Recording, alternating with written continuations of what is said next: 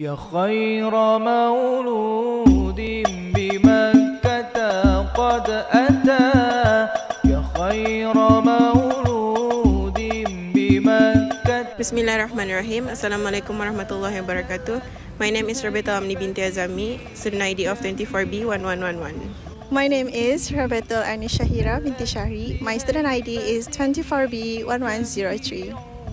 My name is Norsyaqina binti Haji Suhardy, 24B1132.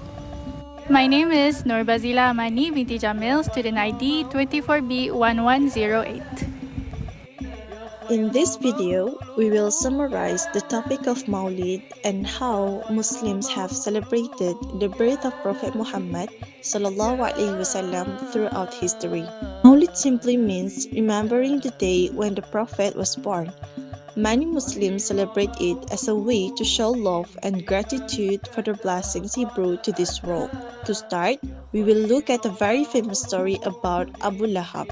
Even though he was known as an enemy of Islam, but something special happened to him because of what he did when the Prophet was born. The story of Abu Lahab.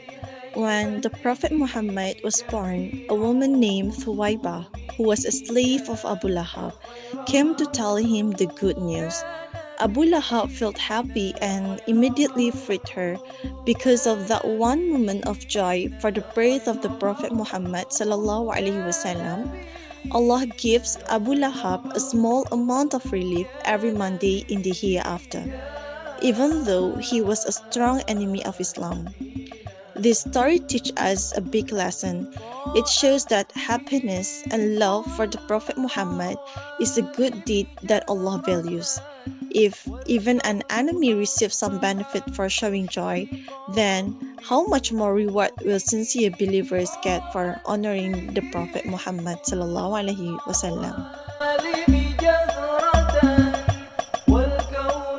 In Brunei, our beloved Sultan has reminded us not to argue or fight over practices like tahlil, talqin, or Mawlid. People may have different opinions, but what is important is unity and respect for each other. Tidaklah perlu untuk mengumpul sehingga banyak bukti mengenai orang-orang yang menolak tahlil, menolak talqin, menolak perayaan Mawlid Ar-Rasul, menolak mengaminkan doa imam dan lain-lain. Yang penting ialah perkara ini memang sudah berlaku. Kalau di tempat kita ini, ia mungkin hanya kadang-kadang berlaku. Tetapi di setengah tempat lain, perkara ini sudah pun jadi tangkara yang lumrah. Now, let's look at the history of Mawlid. Celebrating the Prophet's birthday started many centuries ago, from the 3rd and 4th Hijri centuries. Muslims in places like Makkah, Medina, Egypt, Yemen, Syria, and Andalus held gatherings to honor the Prophet Muhammad ﷺ. Many scholars recorded that during Rabiul Awal, people wear their best clothes, use perfume, give charity, do dhikr, and recite salawat. Scholars like Ibn Jawzi mentioned that these celebrations brought blessings such as peace, happiness, and unity within the community.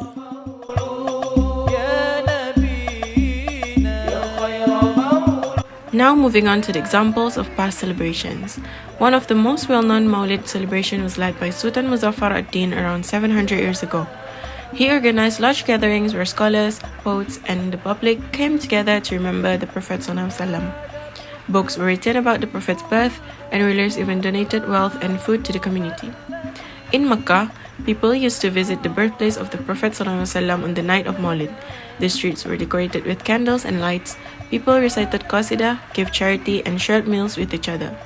These examples show that Mawlid has been a long-standing tradition of love, unity, and gratitude. In conclusion, the purpose of Mawlid is not just celebration but reflection. It reminds us of the mercy and guidance the Prophet brought to this world. When done with good intention, such as dhikr, charity and salawat, Mawlid brings blessings and brings people closer together. Thank you for listening.